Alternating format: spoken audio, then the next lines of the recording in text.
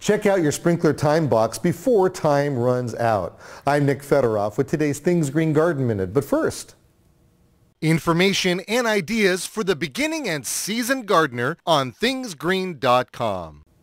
One of the most abused and neglected garden items is the sprinkler control box. You're probably afraid of it, right?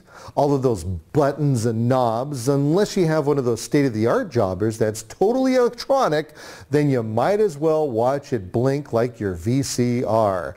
Don't be afraid of your sprinkler control box. It's nothing more than an elaborate wall clock or wristwatch. Most sprinkler boxes, if unplugged, have internal factory resets, just in case you make a boo-boo.